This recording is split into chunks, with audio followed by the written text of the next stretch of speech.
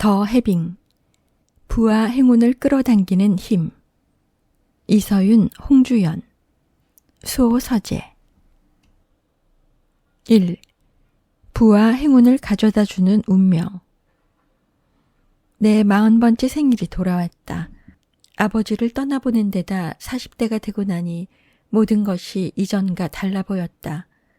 내가 살아온 삶은 누가 봐도 무난함 그 자체였다. 자수성가한 아버지 덕분에 괜찮은 환경에서 교육을 받았고 신문사에서 10년 가까이 기자로 일했다. 미국 펜실베니아 대학에서 경영학 석사를 받은 뒤 지금은 미국계 회사에서 대외협력 업무를 맡고 있다. 크게 성공한 것도 아니었지만 크게 실패하지도 않은 인생이었다. 매달 꼬박꼬박 월급이 들어왔고 직장에서는 적당히 인정도 받았다. 마음이 따뜻한 남자와 결혼해 아들도 하나 두었다. 솔직히 말해 먹고 사는 문제로 걱정해 본 적이 없었다. 하지만 그렇다고 돈 걱정 없이 살아본 적도 없었다. 내 생활은 항상 빠듯하기만 했다. 10,000원 한 장 편하게 쓰지 못했다. 신문이 배달되면 할인 쿠폰부터 오려냈고 저렴하게 장을 보기 위해 문 닫는 시간에 맞춰 마트에 갔다. 주유소마다 기름값을 비교하는 것은 기본이었고 아이가 자라면서 필요한 육아용품, 학용품은 몇 시간이 걸려도 최저가를 찾아내곤 했다. 남들보다 비싸게 구매하는 건 스스로 용납할 수 없었다. 혹시라도 비싸게 샀다는 걸 알게 된다면 쇼핑몰에 영수증을 보내고 전화기에 몇 시간을 매달려서라도 반드시 환불을 받아냈다. 아무리 아껴도 월급은 통장을 스치고 지나가는 것만 같았다. 경제적 여유를 누리기는커녕 적자가 아닌 걸 다행으로 여길 뿐이었다. 내일을 위해 오늘을 희생해온 내 인생, 과연 그 내일이 오기는 오는 걸까? 남은 인생도 이렇게 살고 싶느냐고 누군가 묻는다면 답은 분명했다. 아니요. 아버지를 떠나보낸 뒤 부자가 될 수 있는 방법을 본격적으로 찾기 시작했다. 다양한 자료를 뒤졌고 기자 시절 알던 네트워크까지 총동원했다. 하지만 모두 같은 답만 돌아올 뿐이었다. 불어오르는 사다리가 무너졌다는 것이다. 피케티가 말한 것처럼 자본 성장률이 이미 경제 성장률을 추월했어요. 아무리 개인이 노력한다 해도 상속 재산이 있는 사람을 따라잡을 수는 없어요. 일자리가 점점 줄어들 겁니다. 인공지능이나 로봇이 그 자리를 대체하겠죠. 부자가 되는 것은 자본가들 뿐이에요. 평범한 사람들은 더 가난해질 수밖에 없어요.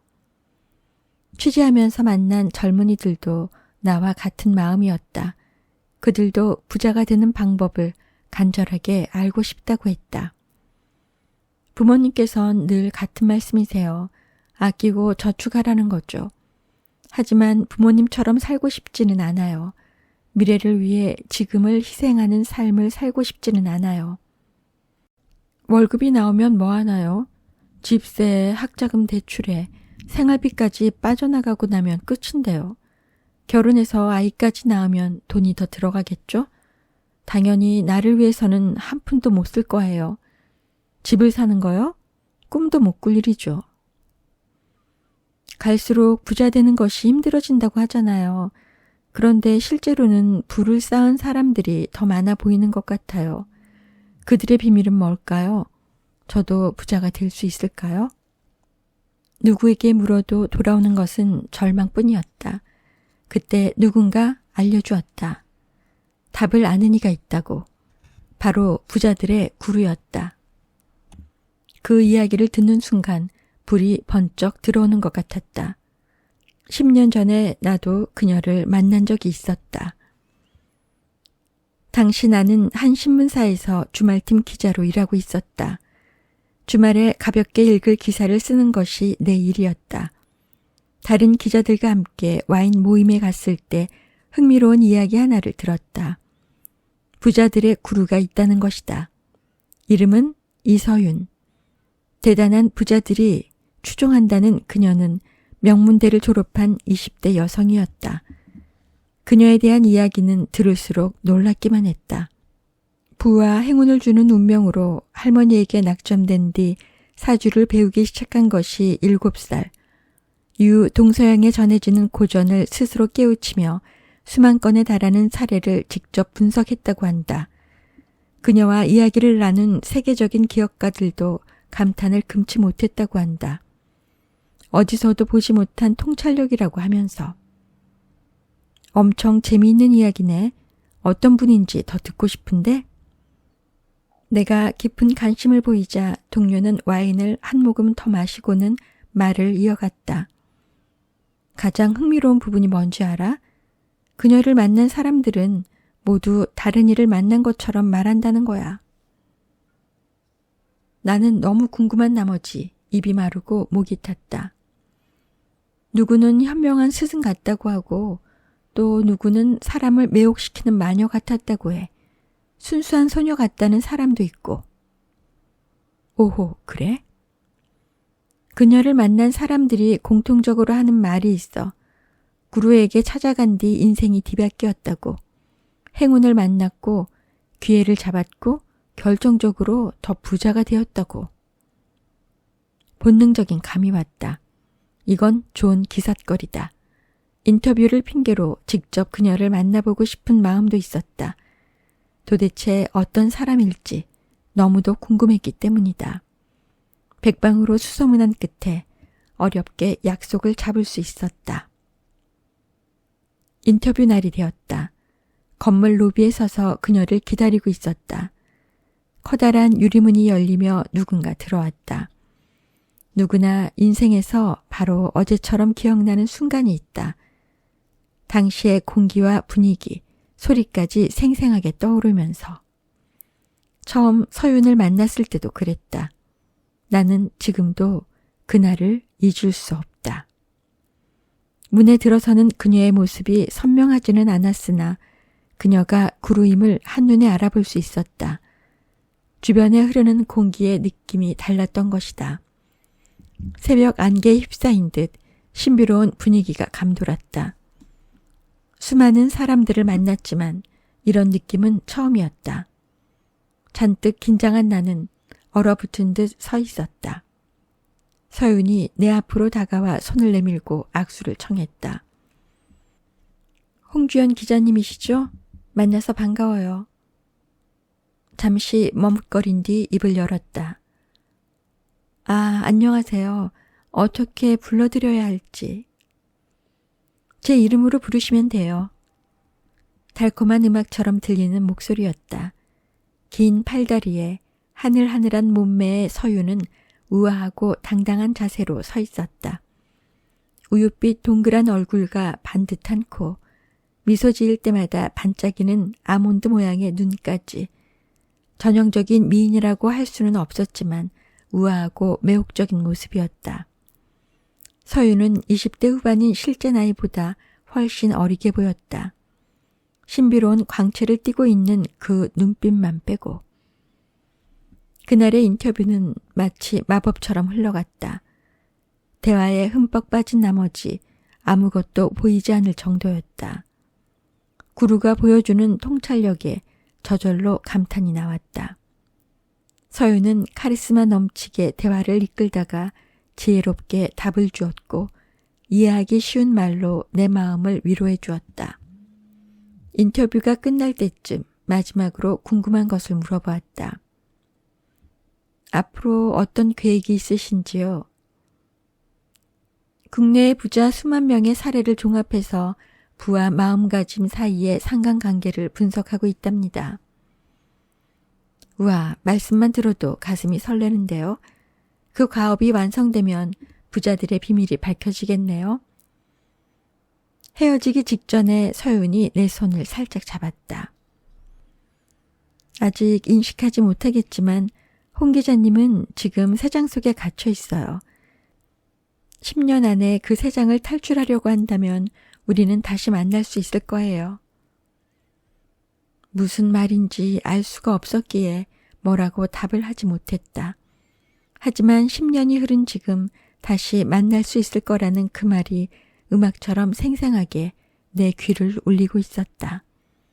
그녀는 지금 어디에 있을까?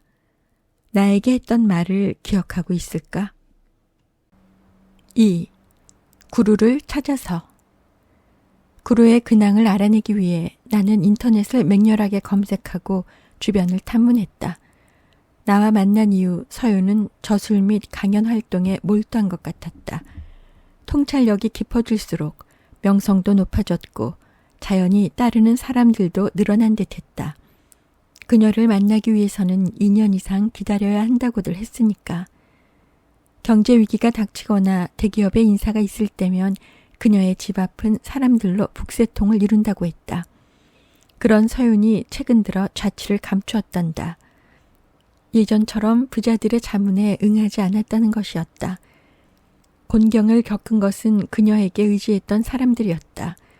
자문 받는데 실패한 대기업 임원들이 연말 인사에서 줄줄이 해고되었다는 말도 있었고 집 앞에서 진을 치던 정치인들도 결국 그녀를 만나지 못해 낭패한 얼굴로 돌아갔다는 이야기도 들려왔다. 그녀가 어디 있는지에 대해서는 온갖 추측만 무성했다. 그중 가장 신빙성 있는 소문은 그녀가 놀라운 결과물을 준비하고 있다는 말이었다. 수십 년에 걸쳐 상담하고 연구한 성과가 드디어 집대성되고 있다는 것이었다. 해외에서 요양 중이라는 말도, 유럽에서 은둔 중이라는 소식도 들려왔다. 일본에서 부자들의 자문에 응하는 모습을 목격했다는 사람도 있었다. 검색 결과 가장 최근에 실린 인터뷰에서 서윤은 미소를 반짝이며 이렇게 말하고 있었다.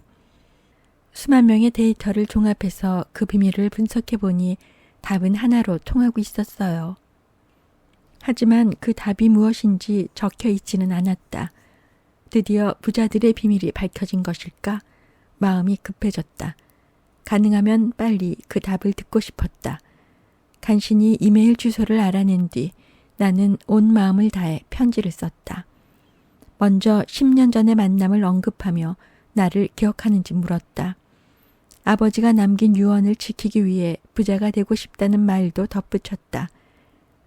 그 답을 아는 이는 오직 하나, 구루뿐이라고도. 돌이켜보면 10년 전 딱 한 번 만난 이에게 너무 많은 걸 이야기하고 부탁하는 것도 같았다. 메일을 보내기 전 눈을 감고 간절하게 두 손을 모았다. 제발, 제발, 서윤에게 닿기를. 마우스를 클릭했고 메일은 어딘가로 날아갔다. 이제 모든 것이 내 손을 떠났다. 그렇게 며칠이 지났다. 대학 합격 발표를 기다릴 때보다 더 떨리는 나날이었다. 핸드폰이 울릴 때마다 가슴이 쿵쾅거렸다. 서윤이 내 메일을 봤을까? 나를 기억하지 못하면 어쩌지? 생각할수록 머리만 복잡해졌다. 일주일쯤 지난 뒤 휴대전화에 새 메일 표시가 떠있는 것이 보였다. 서윤이 보낸 답장이었다. 놀랍고도 기쁜 나머지 나는 자리에서 용수철처럼 벌떡 일어났다. 이렇게 소식을 듣게 되어 반가워요. 물론 기억하고 있지요. 여기까지 오시느라 수고하셨어요.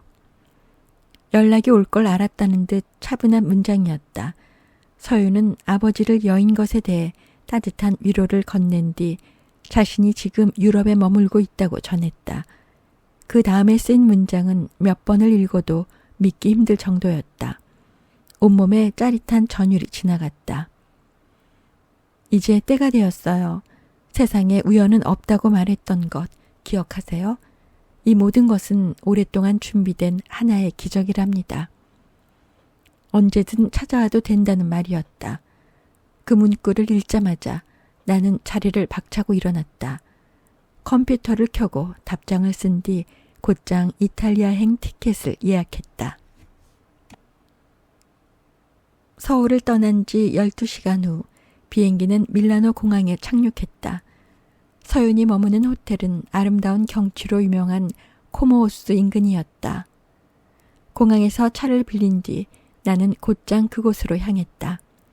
고속도로 위를 달릴 때 문득 10년 전 기억 하나가 떠올랐다. 인터뷰를 마친 서윤과 나는 잠시 커피를 마시며 이야기를 나누고 있었다. 당시 내게는 고민하던 문제가 하나 있었다. 기자를 계속할지 아니면 유학을 떠나 공부를 더 해야 할지에 대한 것이었다. 무엇이 내게 더 도움이 될지 묻고 싶었으나 막상 질문하려니 망설여졌다. 유명한 부자들도 한참을 기다려야 만날 수 있는 사람인데 인터뷰를 핑계로 개인적인 고민을 묻는 건 실례가 아닐까? 하지만 나에게는 너무 중요한 문제잖아. 이번이 아니면 기회가 없을지도 몰라. 갈피를 잡지 못하고 망설이던 중 서연이가 눈이 마주쳤다. 그 눈을 마주하는 순간 마법의 가루가 내려앉은 듯 마음이 편안해졌다. 나를 무조건 긍정하는 눈빛이었기 때문이다. 어떤 질문을 해도 그녀는 나를 비난하거나 평가하지 않을 것 같았다. 망설임을 끝내고 물었을 때 서윤은 이야기 하나를 들려주었다. 불교 경전에 나오는 안수정등이란 우화였다. 달려드는 코끼리를 피해 도망가던 남자가 우물을 만났다. 등나무 줄기를 붙잡고 우물 아래로 내려가자 바닥에는 구렁이들이 입을 쩍 벌리고 있는 것이 아닌가. 머리 위를 올려다보니 설상가상으로 흰 쥐와 검은 쥐가 나무 줄기를 갉아먹는 중이었다. 그때 머리 위로 무언가 떨어졌다. 손가락으로 찍어 맛을 보니 달콤한 꿀이었다. 남자는 죽을 위기에 처한 것도 있고 정신없이 꿀만 받아먹었다. 나를 바라보며 서윤이 부드럽게 물었다. 이 사람이 어떻게 위기에서 벗어날 수 있을까요? 이 상황에서 꿀에 정신이 팔려 있다니 죽는 것 말고는 다른 길이 안 보이네요. 내 답을 귀 기울여 듣던 서윤은 대답했다. 방도는 하나. 줄을 타고 올라가 코끼리와 싸우는 수밖에요. 일단 마음을 먹으면 두려워한 것보다 어렵지 않을 거예요. 그리고 승자 앞에는 장엄한 대지의 광경이 펼쳐지죠. 그 말을 듣는 순간 내 안에 있던 두려움이 먹구름 거치듯 사라졌다. 희망이 태양처럼 솟아오르면서 도전할 용기도 생겨났다. 몇 달 후 나는 경영학 공부를 하기 위해 미국으로 떠나는 비행기에 올랐다. 지난 10년 동안 시련을 겪을 때마다 내 머릿속에 떠오르는 것은 서윤의 조언이었다. 그녀가 말한 그대로였다. 진퇴양난이라고 생각했던 순간에도 마음만 먹으면 코끼리를 물리치는 건 생각보다 어렵지 않았다. 줄을 타고 위로 올라갈수록 두려움은 사라졌고 놀랍게도 세상은 조금씩 다른 모습으로 다가왔다. 이 얼마나 귀중한 조언이었던가. 그럴 때마다 나는 내면까지 꿰뚫어 본 이 마음가짐의 대가에게 감탄할 수밖에 없었다. 추억에서 깨어나 보니 어느덧 코모 시내에 들어서고 있었다. 물감을 풀어놓은 듯 푸른 하늘과 작은 성당, 붉은 지붕을 올린 집들이 눈에 들어왔다. 시가지를 벗어나자 아름다운 호수가 시야 가득 펼쳐졌다. 호수 위로 반사되는 지중해 햇살은 마치 한 폭의 그림 같았다. 내 마음도 점점 부풀어 올랐다. 벌써 10년이 지났구나. 서윤은 어떤 모습을 하고 있을까? 그동안 어떤 일들이 있었을까? 차는 곧 약속 장소에 도착했다. 대저택처럼 호화롭게 장식된 호텔이었다. 로비에서 바라보이는 호수 경치는 걸음을 멈추게 만들었다. 이런 곳에 머물기 위해서는 얼마의 비용이 들까?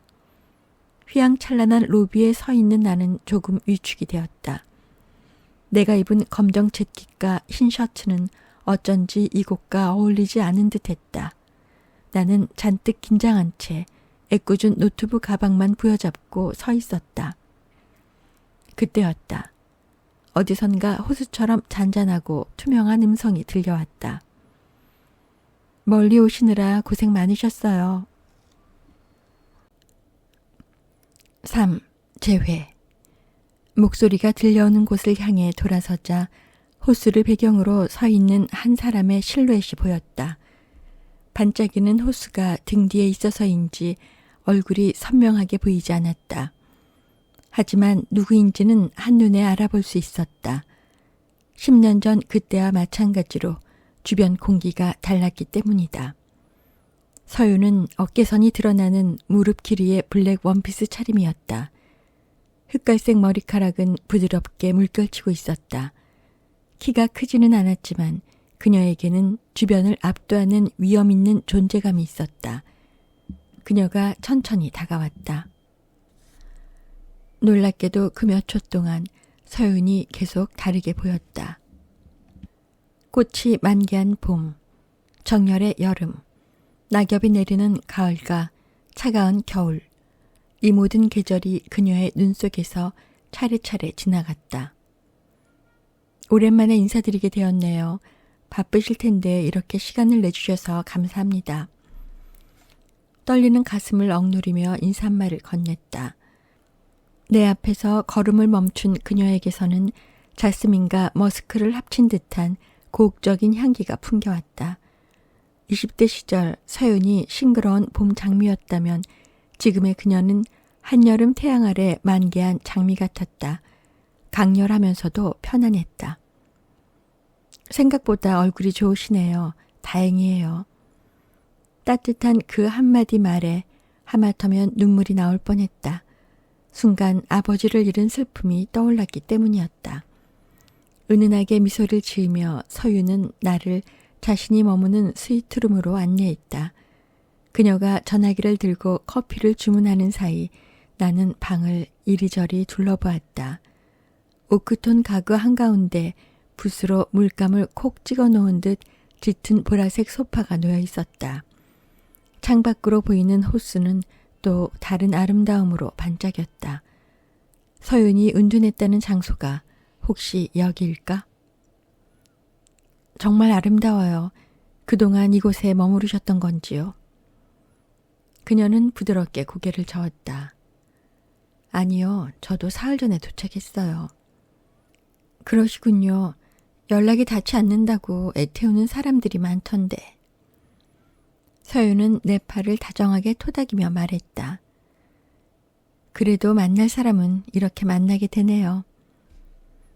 그 순간 마법에 걸린 듯 마음의 빗장이 풀려버렸다. 아버지를 떠나보낸 슬픔과 지금의 삶에 대한 절망과 막막함, 임종전 아버지와 나눈 약속까지 모든 걸 털어놓게 된 것이다. 나도 모르게 눈물이 흘렀다.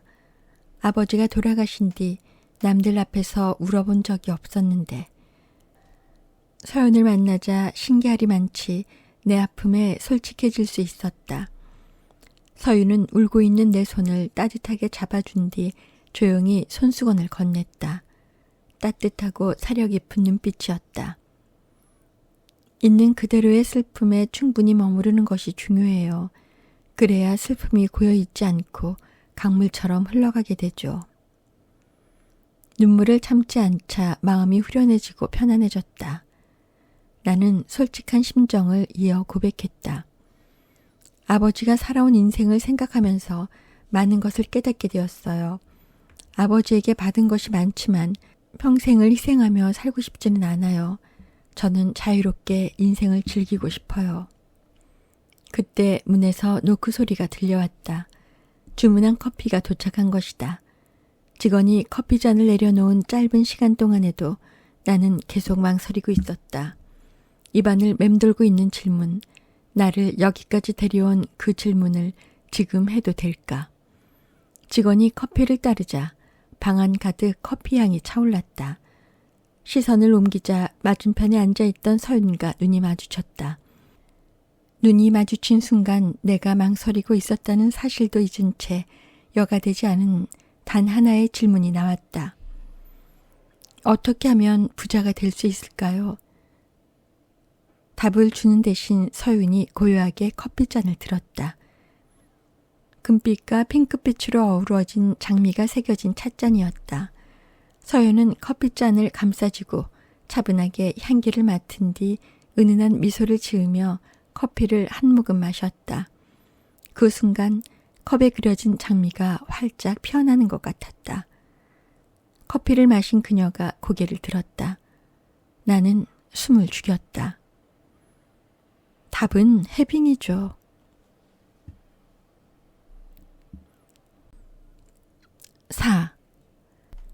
해빙.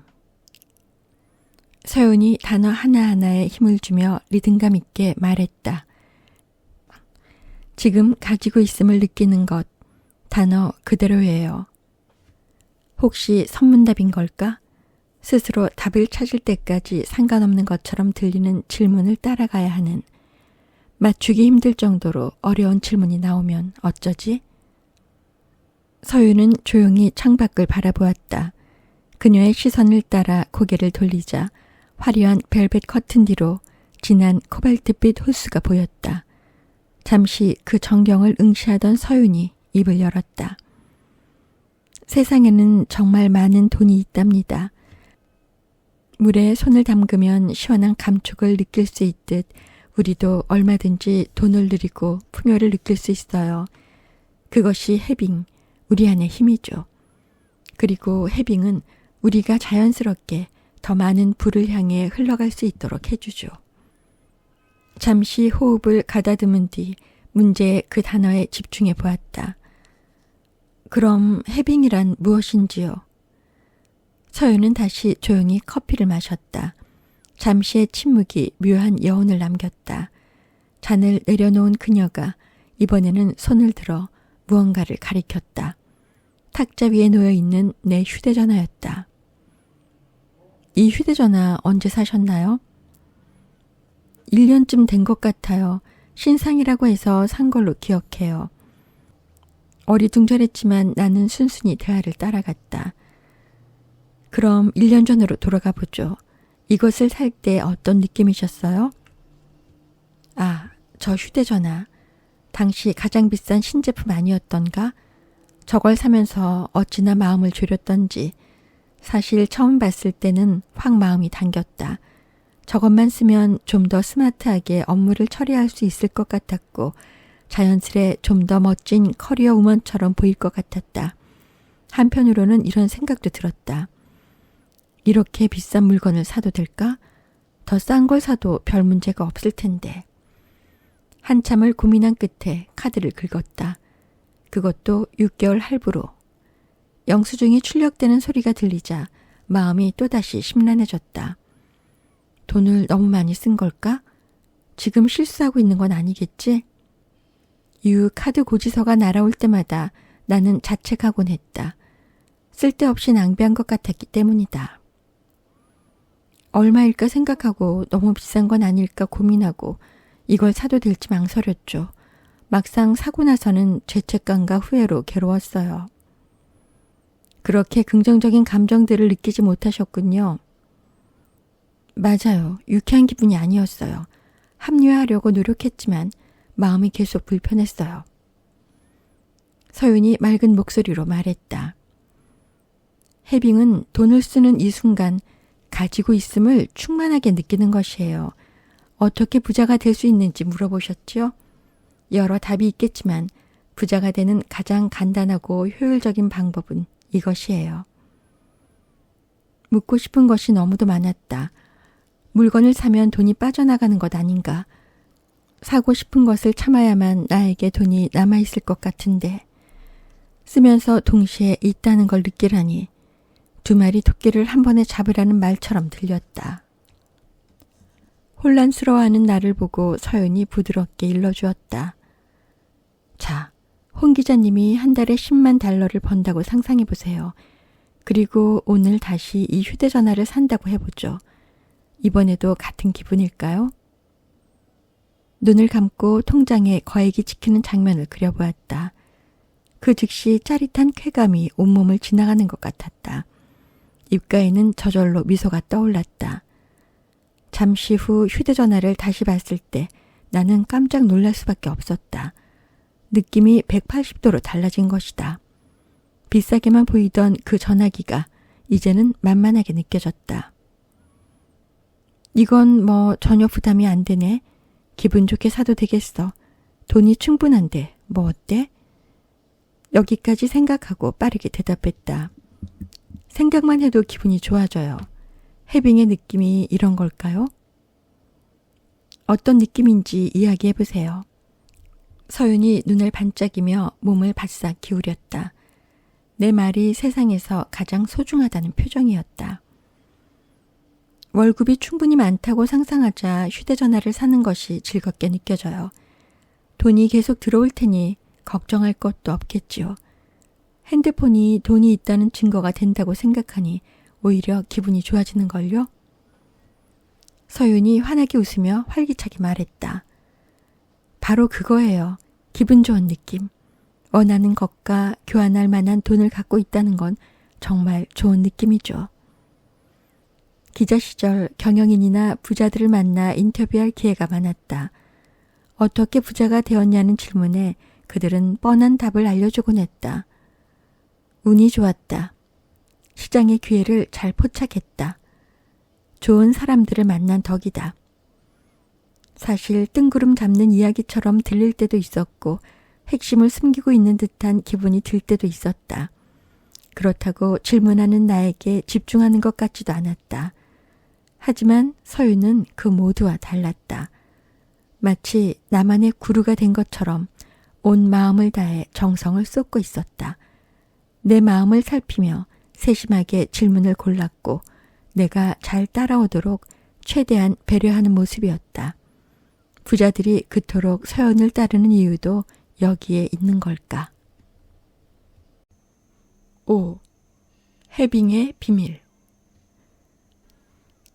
해빙을 실천하는 방법에 대해 구체적으로 여쭤보고 싶어요. 돈이 있다고 상상하면서 그 기분을 느끼는 건가요? 아니면 내 지갑에 있는 돈을 기쁘게 느끼는 건가요? 서윤이 양 팔꿈치를 감싸 안은 채 몸을 앞으로 기울였다. 홍 기자님, 우리가 느끼고 집중해야 할 것은 바로 이 순간이에요. 해빙은 지금 여기에서 출발해야 해요. 현재 자신에게 있는 돈을 대상으로 삼는 것이 옳아요. 미래형이 아닌 현재 진행형인 셈이죠. 그녀는 이어 물었다. 지금 갖고 있는 것들을 잠시 둘러보세요. 커피, 휴대전화, 가방, 노트북. 그것들을 어떻게 자기 것으로 만드셨죠? 돈을 내고, 잠시 생각해 볼게요. 해빙이란 돈이 있는 걸 느끼고 그 감정에 머무는 거라고 했다. 그렇다면 이 물건들은? 돈이 있어서 샀네요. 이 물건을 살 돈이 있어서요. 맞아요. 지금 마시는 커피를 살 만큼 충분한 돈을 갖고 계시죠? 지금 이 순간. 나는 내 손에 들린 컵을 물끄러미 바라보았다. 고급스러운 잔에 담긴 커피 한 잔. 호텔에서 파는 것이니까 꽤 비싸겠지. 한 잔에 $10 정도 할까? 그래서 지금 나는 이걸 살 수 있다. 그것도 내가 번 돈으로. 생각만으로도 기분이 좋아졌다. 비싼 커피가 있음을 상징하는 증표처럼 보이기 시작한 것이다. 그 순간 찜찜했던 불안은 상쾌한 기쁨으로 전환되었다. 말씀만 들어도 기분이 좋아지는데요. 갑자기 부유해진 것 같아요. 스스로가 자랑스럽게 느껴지고요. 서윤이 미소를 지었다. 네, 지금 막 해빙하신 거예요. 놀랄 수밖에 없었다. 왜 지금까지는 이런 감정을 느끼지 못한 걸까? 돌이켜보면 돈을 쓸 때 늘 비슷한 기분에 사로잡히곤 했다. 비싸다. 돈이 아깝다. 이걸 사는 게 맞는지 잘 모르겠다. 과연 사도 될까? 살 만한 돈이 없다. 돈에 대해 부정적으로 느꼈던 나 자신을 돌아보는 동안 서윤이 따뜻한 눈빛으로 나를 지켜보고 있었다. 어떤 일이 있어도 나를 보호해 줄 것 같은 눈빛이었다. 나는 세상에서 가장 튼튼한 우산을 쓰고 있는 기분이었다. 그럼 있음에 초점을 맞추고 홍 기자님이 가진 물건들을 다시 한번 둘러보세요. 내가 가진 가방, 옷, 노트북, 화장품 등을 살펴보았다. 서윤과 잠시 대화를 나누었을 뿐 이전과 달라진 것이 없는데 신기하리 많지 느낌이 달랐다. 똑같은 물건들이 이제 풍요를 상징하는 것으로 보이기 시작한 것이다. 기쁨과 감사가 온몸에서 느껴지네. 이것이 바로 해빙의 느낌이구나. 없음에서 있음으로 초점을 옮기자 내 앞에는 전혀 다른 세상이 펼쳐졌다. 같은 물건이 완전히 다르게 보이네요. 나를 격려하는 듯 부드러운 미소를 지어 보인 서유는 설명을 이어나갔다. 전등 스위치를 켠다고 생각해 보세요. 그동안 소비할 때마다 없음의 스위치를 켠 셈이에요. 그 결과 부정적 감정에 빠져들 수밖에 없었던 거죠. 있음의 감정이 들어설 공간은 없고요. 반면 해빙 스위치를 켜자 그에 맞는 긍정적 감정이 자연스럽게 나타난 거랍니다. 이 차이가 만드는 변화를 안다면 놀랄 수밖에 없을 거예요. 서윤의 설명에 계속 귀를 기울였다. 우리는 세상의 어떤 것도 있는 그대로 인식할 수 없어요. 그저 주의를 기울이는 것에 따라 세상을 인식하죠. 무언가를 원해 본 적 있으시죠? 하얀색 운동화를 예로 들어보죠. 갑자기 온 세상에 하얀 운동화만 보일 거예요. 마찬가지로 있음의 주의를 기울인다면 홍 기자님을 둘러싼 세계는 다르게 인식될 거예요. 없음의 세상에서 있음의 세상으로요.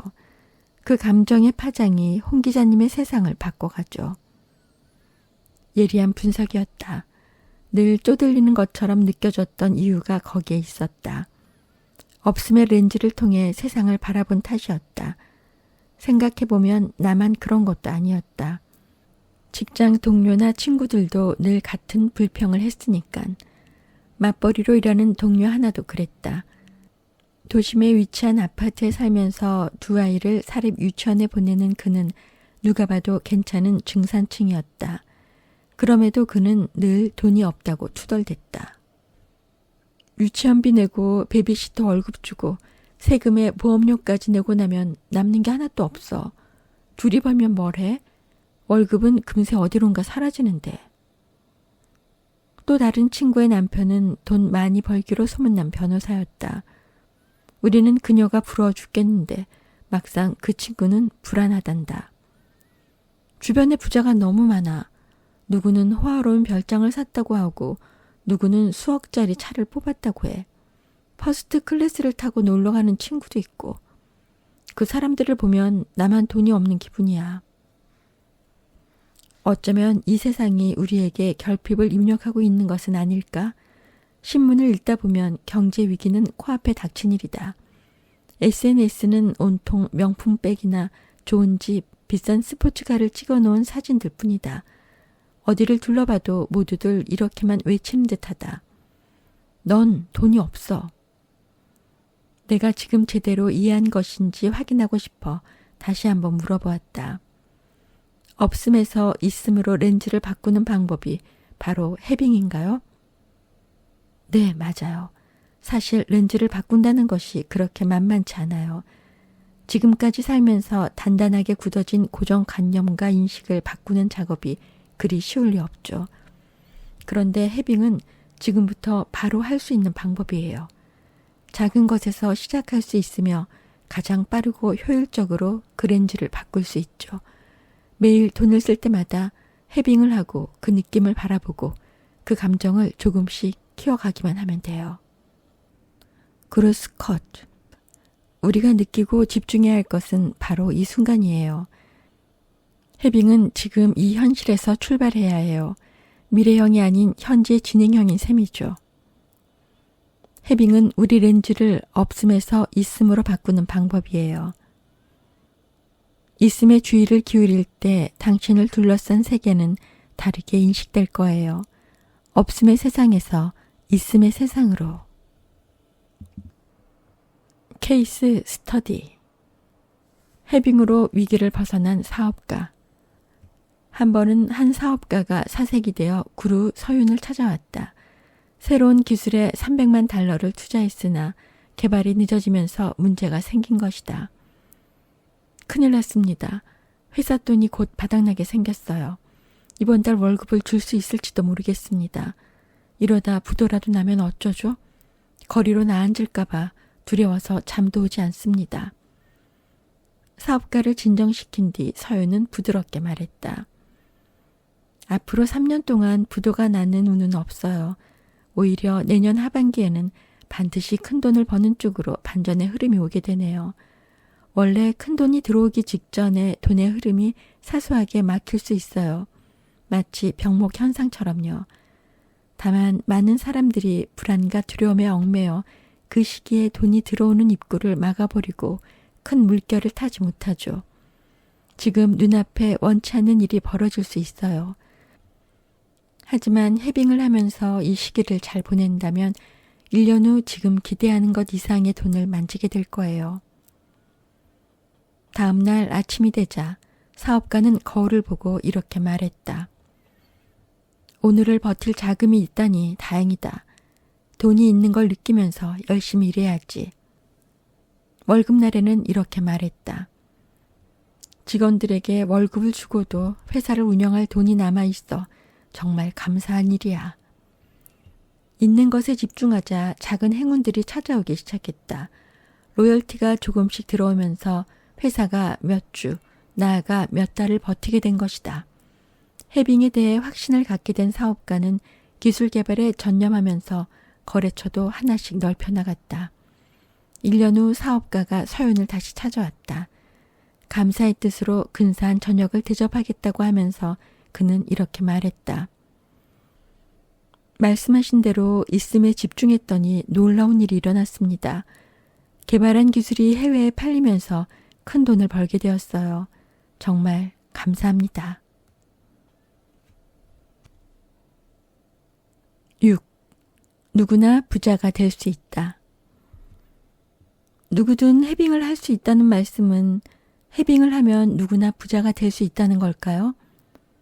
진짜로 궁금했던 것은 따로 있었다. 해빙을 하면 나도 부자가 될 수 있을까? 들떠있는 내 목소리를 듣고 서윤도 내가 무얼 궁금해하는지 짐작한 듯 했다. 서윤은 따뜻한 눈빛을 보내며 말했다. 지난 30년 동안 10만 명의 데이터를 시계열적으로 분석했어요. 부자에서 가난한 사람까지 모두 살폈죠. 이 중 빈손으로 태어나서 자신의 힘으로 부를 이룬 사람들에게 주목했어요. 분석 결과 그 사람들 중 높은 IQ나 특별한 재능, 뛰어난 창의성을 가진 사람은 소수에 지나지 않았어요. 대학 시절 들었던 사회학 수업이 떠올랐다. 질적 연구에 대한 강의였다. 질적 연구란 수치화하기 힘든 자료를 면담이나 관찰을 통해 분석한 뒤 결론을 도출하는 방식이다. 각각의 사례를 개별적인 맥락에서 파악한 뒤 이를 종합하는 것이다. 질적 연구의 성공 여부는 연구자의 역량에 달려있다. 소통과 공감 능력이 있어야만 양질의 정보를 얻어낼 수 있고 뛰어난 통찰력이 있을 때만 데이터를 종합해 큰 그림을 그릴 수 있기 때문이다. 이에 비해 양적 연구는 설문조사나 통계 분석을 써서 가설을 검증하는 방법이다.